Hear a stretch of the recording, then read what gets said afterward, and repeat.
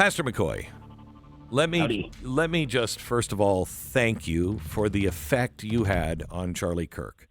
I know he was a sponge, but this man lived his life, and you were there to teach him so much and to help him on his way.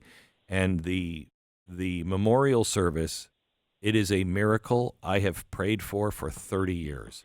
I've never seen anything like it, and you played a huge role in all of this, and I cannot thank you enough for what you've done.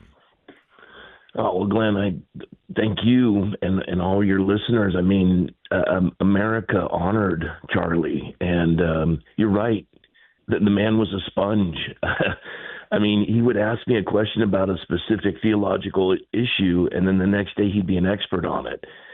And the longer you spend time with him, you get stretch marks on your brain because he was a voracious reader. He was always learning, and man, and he had such a tender heart for the things of God, and it showed in everything he did. And the world's getting to see that part of him, not the label that the left put on him. That's all being dismantled and dismissed. People are seeing him for who he really was, and it's a real awakening. It's exciting. So I'm going to put a picture up on the screen, Rob, and it's a picture with Charlie and a pastor in South Korea. Right. Can you tell the audience because you were there, what is happening? So the pastor in the picture with Charlie is a man by the name of Pastor Son, who is ex-Korean Special Forces. He's married with 3 kids. You know, you can't fake good kids is what Charlie used to say, and his kids are amazing. His wife is amazing. And he pastors the largest church in Busan, South Korea. It has about 15,000 congregants. He was the only pastor to stay open during COVID. They threatened him. They tried to sue him into oblivion by lawfare. And then when they tried to enforce, transgenderism and the whole alphabet soup on the church, he stood in opposition, and millions of people marched in all 5 major cities in South Korea as a result of this man. And so when this new regime took over, they came right after Pastor Son, and we were in that picture where I'm in the room. I'm watching Charlie standing next to him. Pastor Son said, "It's likely I'll be arrested." And Charlie said to him, "If you're arrested, I can't speak on behalf of our government, but myself, if you're arrested, I'm going to call the Secretary of State. If he answers, I'm gonna make sure he hears this." And he said, "I'll do everything I can to get attention to this." And Pastor Son, he said, "Thank you." And he was so grateful to Charlie, and he was so grateful for him inspiring these youth to stand for freedom.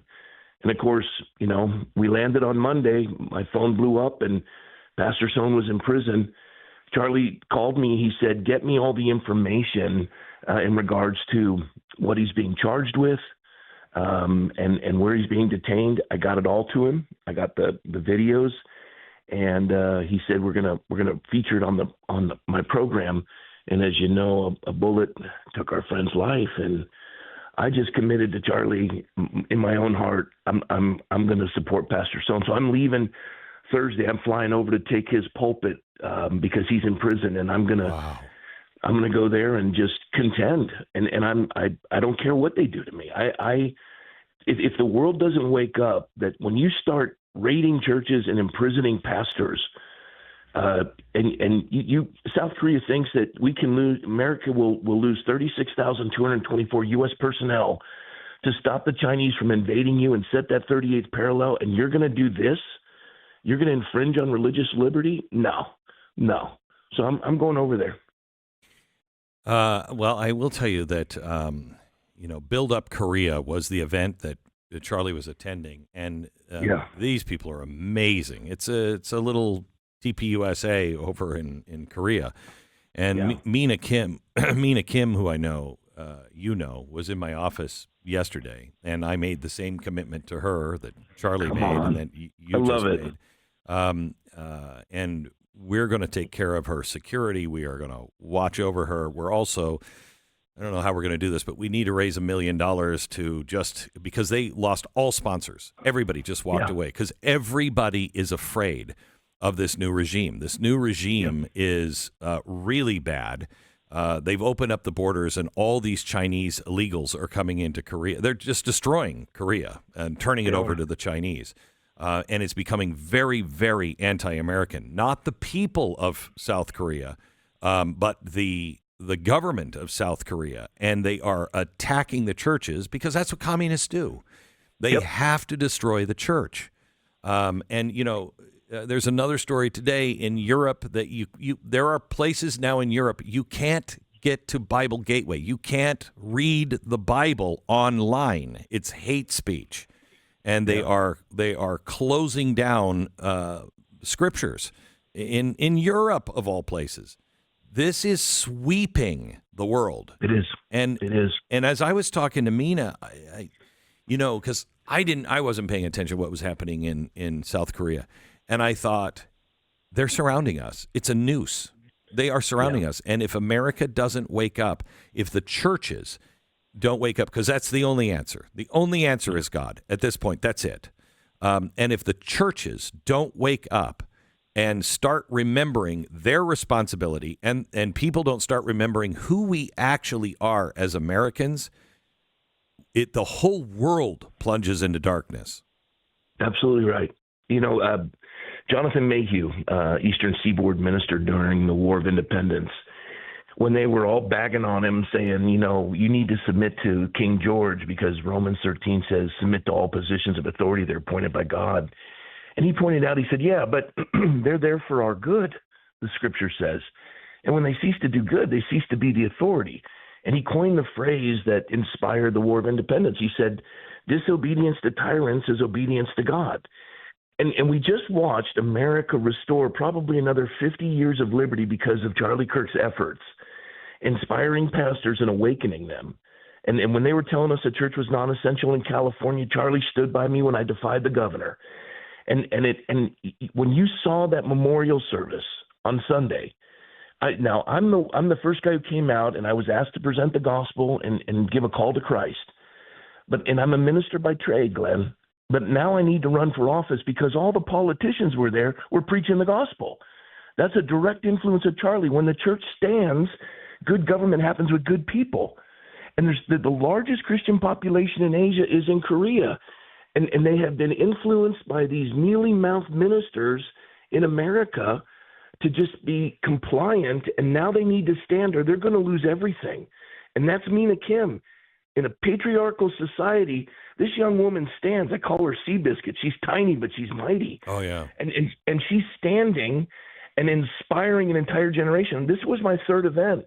I'm the one who brought it to Charlie, like, this girl's getting it done. And she works so hard. And like you said, this is the last thing, but every single one of the sponsors of these companies, everyone were threatened. And they and churches too, they bailed on her and they left her hanging in the wind. Well, bless you, Glenn, for doing that. I've been calling everybody I know to raise some money for as well. And you're amazing. Well, if you care to give to this cause, I mean, she's on the hook for $1 million because they pulled this thing off and then no one wrote the checks. And it's a very big deal. And she sat in my office and she said, I'm going back next week and I'm probably going to be arrested. And I said, can we get you amnesty? Is there anything we can do? You know, let me call Washington and see if she's like, I can't. My family is there. They'll be persecuted. And she said, and it's my country and I've got to stand. So I'm going back. And I'm, you know, I have been looking for people of courage for a long time, real courage. And Charlie was the biggest and best example, and they're starting to come out of the woodwork now. People, they have no idea what they started. I mean, I've never understood darkness doesn't understand the light more than I do right now. It just has no idea what it's doing. Yeah. Well, we found out today, or at least I was reading yesterday, that YouTube has reinstated conservative accounts that they blocked. They just blocked Mina's account. They shut her down in Korea. They took out her YouTube, and they're trying to remove any ability for her to communicate with the masses. And for anyone who's going to donate thinking you're wasting $1 million, let me just tell you what your money went to. First of all, you're going to keep a warrior alive that's going to continue this fight who's fearless. And secondly, the money that was already spent inspired at least 5,000 Korean young people. Those are the ones you saw on the news chanting, "I am Charlie Kirk." They're ready to go all in. And if you're a believer, you have no idea. Hang on just a second. Yeah. America, you have no idea. You thought that was a nice gesture, and it was. It was so heartening to see that. But you have no idea what those people risked. Yeah. Yep. That's exactly it. I mean, every one of them is targeted. It's amazing. They are risking going to jail, their family being persecuted, just for standing with a candle saying, "I am Charlie Kirk." It's incredible what's happening. And I would say to anyone who has influence over the administration, and we're trying to get up the food chain, Charlie would have an easier job of this. I'm trying. But I would say President Trump, I will help you. You tell me what you need. I will help you all that I can. Well, I would just say President Trump, you gave Korea 15% tariffs. If they're going to be raiding churches and they're going to be imprisoning pastors and threatening the equivalent of Turning Point in Korea, I think 15% is way too low. Let's make them feel the pain. And we're not going to dictate their government, but we can dictate how they're going to do business with us. Make it hurt. So that's my thought. Pastor, can I call you next week when you're there? And can we? Yes, and yes again. Okay. Thank you so much for everything. We're in this together, Glenn. You bless me more than you know. Thanks, brother. Thanks, Rob. Bye-bye.